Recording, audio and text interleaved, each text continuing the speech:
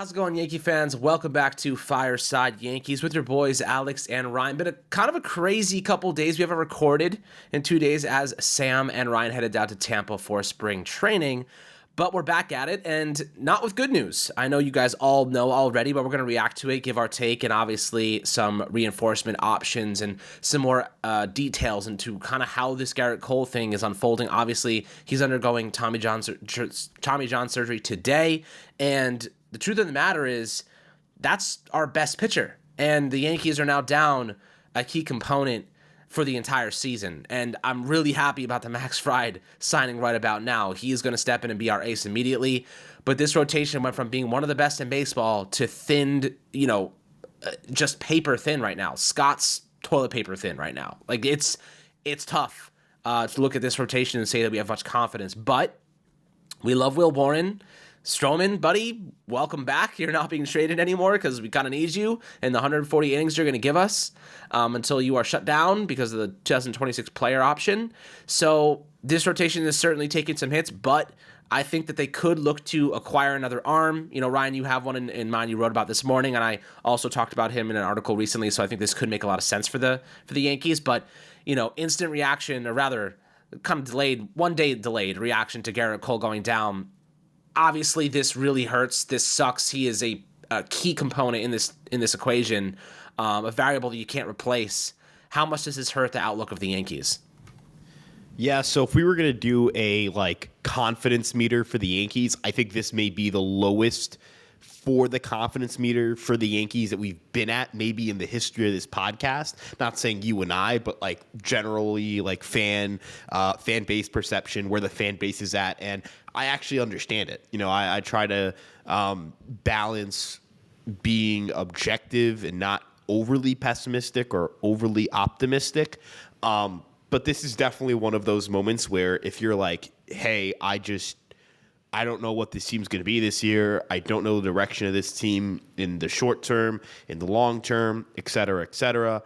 I get it. I mean, this is a tough blow for the Yankees. This is one of those situations where the Yankees have to dig deep. They're going to be immediately facing some of the most adversity that they've had to face in terms of injury luck, whatever it may be. Really, in this contention window, there has never been a point in time, Alex, where I think the Yankees have been as bare bones roster-wise as they are right now. This may be their worst roster entering opening day outside of maybe the 2019 team because they were just so banged up. But they did enter opening day with some key pieces. They just kind of eroded fast as April and May passed through. But what made that team very good was that they were able to develop from within and get a lot of really good outcomes. The Yankees are going to need to do that again this year. They're going to need to find a way to internally figure out a lot of holes on this roster. I wrote not just today about the Yankee roster, but I wrote a couple of days ago about the importance of the young players on this roster stepping up. It's time for Will Warren to step up. It's time for Yoendrys Gomez to step up. It's time for, when he's healthy, Clayton Beeter to step up. It's time for Cam Schluttler to find his groove and become a big leaguer in 2025. These are things that have to happen for this team, or things that need to happen if they want to go all the way to the World Series and win it. Eric Resselman, another guy who is in my opinion going to factor into this equation this year. These are young pitchers who can do something in the rotation, the bullpen. As for kind of an immediate all right, should the Yankees go out and get a starting pitcher? I personally would, just because starting pitchers, we aren't even a week away from opening day. We still are a little over 2 weeks away from when the Yankees host the Brewers at Yankee Stadium on March 27th. Guys could still go down. That's a scary thought. I don't want to put that thought out there, but guys can still go down. And then in that scenario, it's Allen Winans and or Carlos Carrasco in your rotation. And no disrespect to either pitcher, but I think you'd much rather prefer them in AAA, stashed away in that Cody Poteet role. I actually have liked what I've seen from both of these pitchers. Carrasco's getting more whiffs. Winans is keeping the ball on the ground consistently. The Yankees have done a really good job of improving the pitch quality of a lot of guys in their organization over the offseason. It's a shame, too, because Gerrit Cole would have been one of those guys that grouped into that slew of players or pitchers who have seen improvements in their arsenal. Gerrit Cole was finally really finding that changeup, and I'm really sad for him. I'm sad for the player. I'm sad for the athlete. I'm sad for the person. But a player the Yankees should go out and acquire, in my opinion, to kind of supplement this loss is Eric Fedde, who had a 3.30 ERA last year. Does a really good job of mixing up his pitches. He doesn't have great stuff, but he has elite level command, and that does matter to me. And one thing I wanted to know, Alex, and I know you also, as you mentioned, wrote about Fedde, so I wanted to give you some time to talk about this. Fedde last year worked with some of the worst defensive catchers in baseball, which as a sinker baller is not good at all. Like, that's not going to help him at all.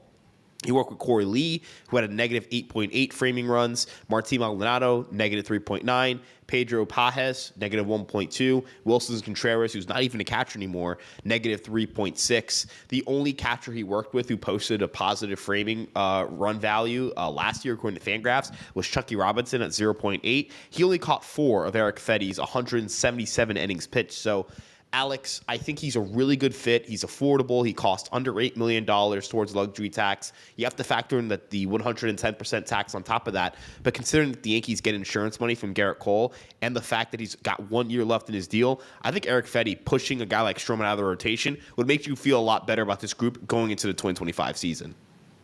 Yeah, Fedde's an interesting one. I think you mentioned, obviously this is a pitcher who came back from the KBO and had a really good 2024 rather.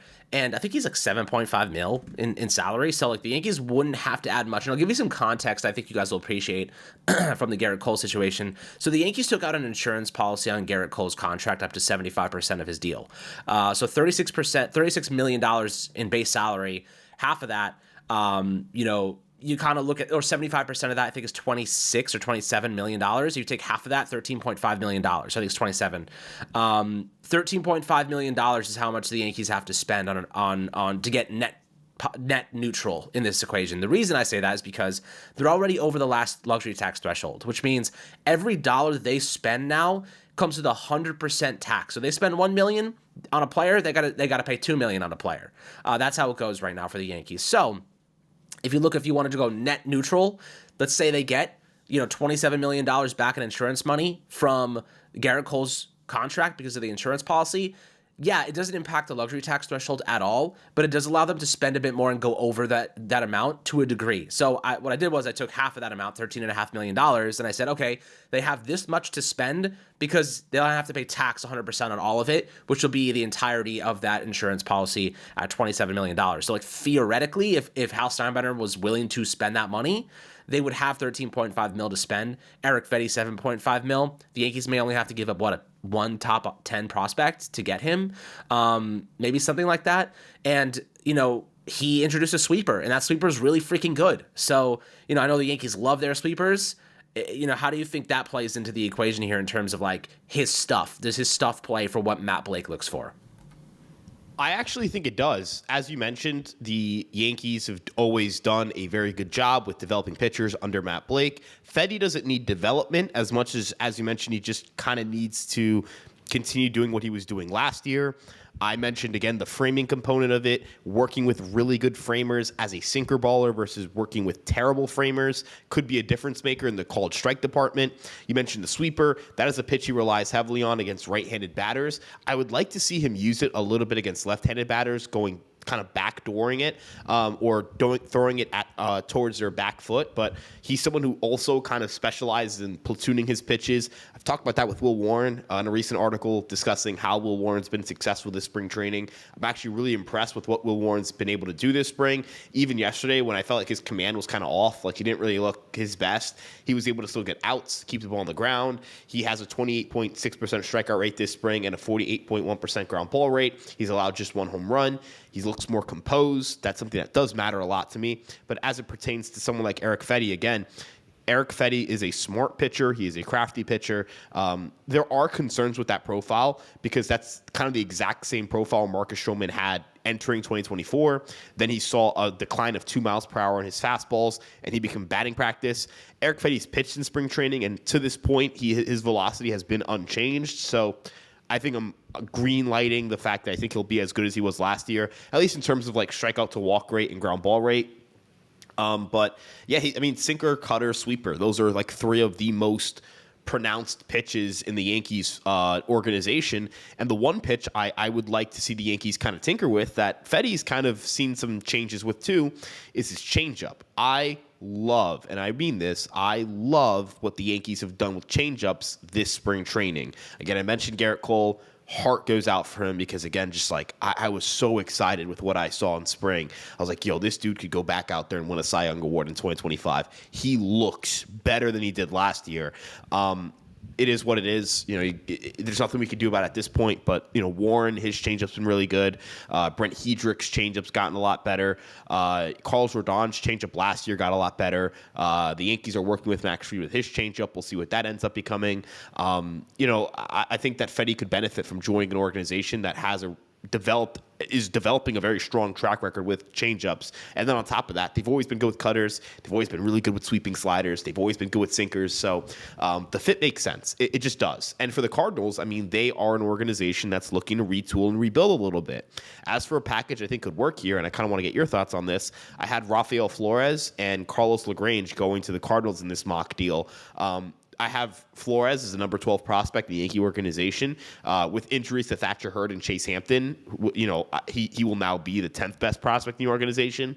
Carlos LaGrange, he was 15th on my list. He pushes up to 13th now that Hurd and Hampton are out for the season. Once Dominguez graduates, which will happen, and Warren will graduate too, I assume by the end of April, those two guys will push up another 2 spots. So those will both become guys who are in that top 10 conversation. Rafael Flores, in my opinion, is someone the Cardinals would really benefit from adding. He has monstrous power. So if you're a Cardinals fan, this is the part you want to hear probably. He has hit baseballs 115 miles an hour. He had a 149 WRC plus between high A and double A last year. He has some of the best raw power across minor league baseball. He is, I think, a 70 to 75 grade raw power guy. And I think the contact rates have finally started improving a little bit. He is someone who I think could be a top 100 prospect if the defense behind the plate improves. Alex, the Yankees kind of have a log jam of catchers, and I think that's something that will affect their thought process or the way that they handle that position. Jesus Rodriguez is already a right-handed catcher on the 40-man roster. Austin Wells, J.C. Escara, they're guys on the 40-man roster who I think will make the team. Ben Rice, not sure he's going to stick at catcher, but he's already on the 40-man roster. I anticipate that he'll make the team as well. So if you're the Yankees, Flores could be considered an expendable piece. Carlos LaGrange is not close to the major leagues, but he throws 99 miles an hour. And last year in the Arizona Fall League, I saw some vicious sweepers. And I mean that sweeper could be a plus pitch for him. So, look, if you're a Yankees fan listening to that portion, you might go, Ryan, you're trading good prospects to get a pitcher. Yeah, you have to trade good prospects to get a good player. Like, that's just kind of how this thing works. There's no reason for the Cardinals to trade Fedde for slop. They can wait until the deadline and get a good return. But I think if you make an offer with 2 top 15 to 20 prospects in your organization, if you're the Cardinals, you might take the risk of trading him now and not later because he's a pitcher and could get hurt and only has 1 year left on his deal or could regress, et cetera, et cetera. Kind of cash in on his value now, get more back in that deal than you gave up to originally get him, and then free up about $7 million. So wanted to get your thoughts on that one, Alex. I think that trade value kind of makes sense for both sides. Yeah, I definitely think that makes sense. Like you said, the Yankees have a logjam at catcher right now. The rise of J.C. Escara makes this more palatable to me. I know he's 29, he's a bit older, but offensively looks really great, and defensively he's one of the best receivers the Yankees have, and in the minors. So Flores becomes expendable because of Escara's rise, and I think that LaGrange obviously another good player. So. But the problem is the Yankees have been backed up into the wall here. Like, they need another bat and they need another pitcher. The question is, can they achieve both? Fedde is good enough. What, he had 3.3 ERA last year, something like that? Like, he was maybe, was it 3.3? Yeah, it was 3.3. That's pretty solid. So, like, I would definitely take that. He immediately is better than Stroman and Will Warren, too, because we don't know what Warren's going to be. So, you could even argue he is right in the range of, like, a Clark Schmidt, because of Clark Schmidt's kind of injury proneness recently. So, I like that move. I would do that. He's a solid player, and, he could stick beyond this season, potentially.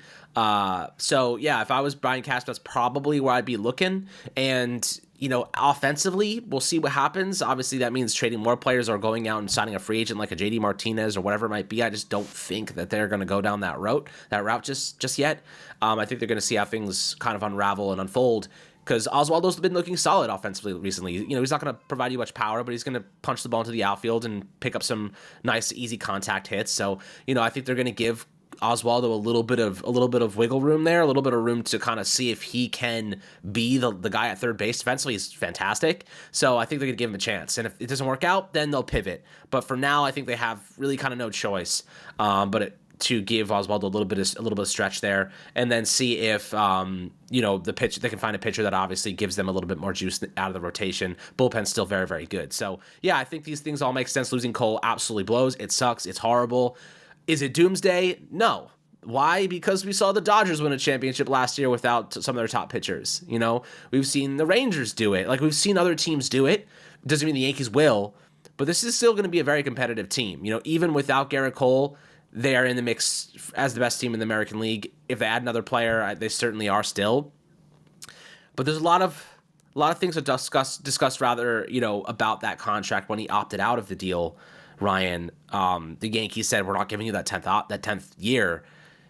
Maybe we know why now. You know, maybe now we realize why they did that, because they were concerned about the elbow. So I'm very curious to see, you know, how that unfolds, you know, because sometimes it's better to let a hero walk into the sunset than double down after the best years. And if the Yankees knew something about that elbow and were concerned that it could explode at any moment, and they still gave him the extra years anyway, maybe that was a mistake when all was said and done. But again, maybe they didn't. Maybe they thought it would be okay. Maybe a Tanaka situation, like there was a tear, but it wasn't, you know, exploding. You know, we'll see how things age. Cole will return in 2026, and maybe he gets back to normal, and we get a great version of him again. Totally possible. He's getting up there in age, so I'm not going to say you're going to act like you probably won't get the best version of Cole, but, you know, hopefully we'll get a good one, and, you know, that's all we can hope for at this point in time. But hopefully he rests up and heals well, and, you know, rooting for him to get back as soon as possible, obviously, after this season. And next year, there's going to be a lot of money thrown around. The Yankees have a lot of money to spend and a lot of moves to make. So, not to mention lots of young players graduating and becoming, you know, impact pieces on this team. But guys, always happy to hear your thoughts down below in the YouTube comment section regarding Gerrit Cole, the injury, how you think the Yankees should pivot here. Make sure to like and subscribe as always, and we'll catch you guys on the next Fireside Yankees episode.